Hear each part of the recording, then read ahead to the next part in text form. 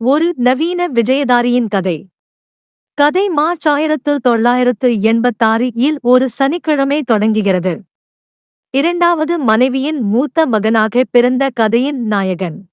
2 மகள்களை பெற்றெடுத்த பிறகு மஞ்சள் காமாலை காரணமாக முதல் மனைவி இறந்துவிட, அவரது தந்தை தனது சொந்த மாமாவின் மகளான தனது தாயை இரண்டாவது மனைவியாக திருமணம் செய்து கொள்கிறார்.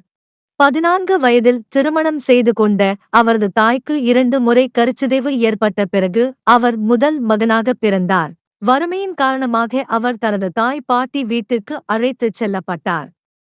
அவரது தாயார் மிகவும் சிறிய வயது மற்றும் சொந்த சகோதரன் மகள் என்பதால் அவரது மாமியார் அவளை மற்ற 2 மருமகளுடன் ஒப்பிடுகையில் மோசமாக நடத்தினார். மற்றும் கணவனின் முதல் மனைவியின் மகள்களும் அவள் வார்த்தைகளை மதிக்கவே இல்லை. 2 ஆண்டுகளுக்குப் பிறகு அவரது தாய் மீண்டும் கருத்தரித்து 2வது ஆண் குழந்தையை பெற்றெடுத்தார். அவரது தந்தை குடும்ப நிதித் தேவைகளை பூர்த்தி செய்ய சிரமப்பட்டார், மேலும் அவரால் தனது தாயை கவனித்துக் கொள்ளவும் ஆதரவளிக்கவும் முடியவில்லை.